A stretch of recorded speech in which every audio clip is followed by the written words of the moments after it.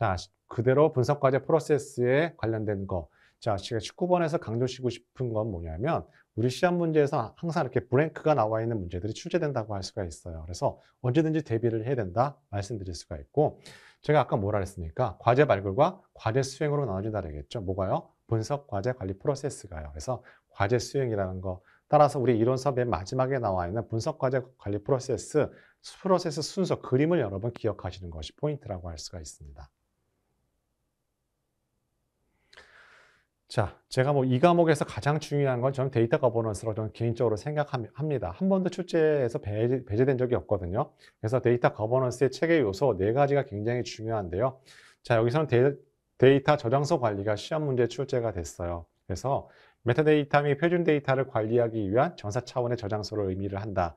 자, 물론 데이터 거버넌스 정의를 물어보는 문제 상당히 중요하다 할 수도 있고 우리 시험 문제 출제가 된 적도 있다고 말씀드릴 수가 있습니다. 이 저장소는 데이터 관리 체계 지원을 위한 워크플로우 및 관리용 응용 소프트웨어를 지원한다고 얘기해요. 워크플로우라는 건 뭐예요? 자, 누가 어떤 업무를 어떤 순서에 따라서 수행할지에 관련된 것이 바로 워크플로우라고 할 수가 있겠죠. 두 번째, 자, 또한 데이터 구조 변경에 따라서 자, 바뀌기 전과 바뀌기 후에 어떤 영향을 평가받는지 사전 영향 평가를 해야 된다. 이 2가지 단어가 키워드라고 할 수가 있고 여기서 끝이는 것이 아니라 이것이 바로 데이터 저장소 관리에 관한 내용이다라는 거 알고 있는 거 굉장히 중요하다고 할 수가 있습니다. 참고적으로 데이터 거버넌스 중에서 우리 데이터 표준화가 가장 많이 출제 빈도가 높았다고 할 수가 있어요. 자, 21번인데요. 21번은 분석 프로세스 모델에 관련된 문제예요. 자, 언제든지 폭포스 모델, 나선형 모델, 애자일 모델 출제될 수 있다고 말씀드릴 수가 있어요. 자, 중요한 건 폭포스 모델은 뭐가요? 키워드가 있는데요. 순차적인 방향이에요. 워터폴이잖아요. 한 단계가 끝나면 그 다음 단계로 넘어가는 거예요.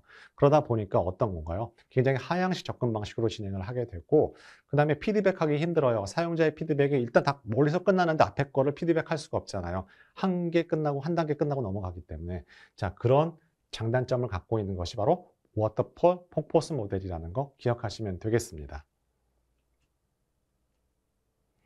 자, 22번인데요. 자, 정형화된 문제라고 할 수가 있어요. 분석과제, 우선순위 과제를 선정을 할 때 2가지 측면이 있는데요.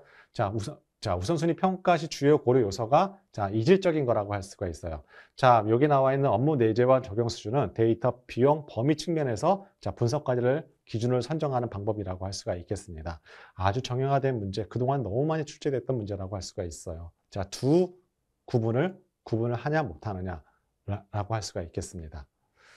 자, 다음 23번 문제인데요. 자, 우리 KDD와 크리스피D의 빅데이터 분석 방법론은 한계의 커다란 개념이라고 제가 설명을 드렸고, 우리 이론서에 보시면 빅데이터 분석 방법론에 플로우 순서가 있어요. 어떻게 흘러가는지요. 그 중에서 크리스피디도 마찬가지예요. 화살표가 양쪽 방향으로 있는 피드백이 가능한 걸 의미한다고 할 수가 있어요.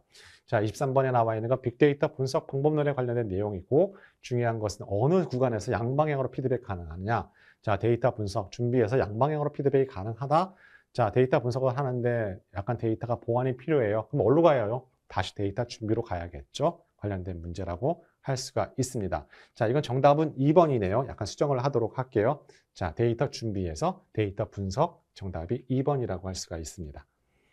자, 24번 분석 거버넌스의 체계 고려 요상이 아닌 것을 물어봤습니다. 그래서 보시면 우리 분석 거버넌스 체계 구성 요소 5가지로 구분된다고 할 수가 있어요. 여러분 꼭 아셔야 됩니다.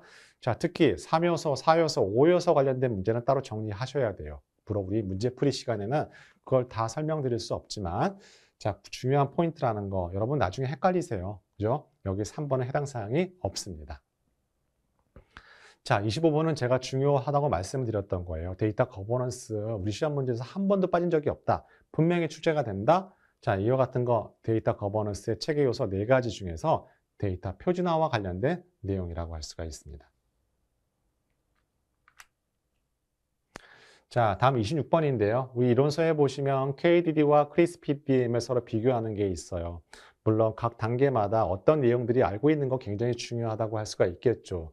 중요한 건 우리 서로 극단적인 비교하는 것도 중요하지만 그 내용에 있는 깔끔하게 정리하는 게 중요한데요. 우리 KDD에서 데이터 전처리는 뭐냐면요.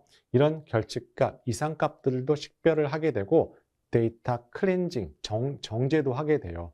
하지만 우리 크리스피 DM에서 데이터 이해 단계에서는 식별만 해요. 정제는 어디서 해요? 데이터 준비에서 합니다. 데이터 프레퍼레이션에서 해요. 그래서 정답이 데이터 준비가 되는 거라고 여러분 이해하시면 되겠습니다.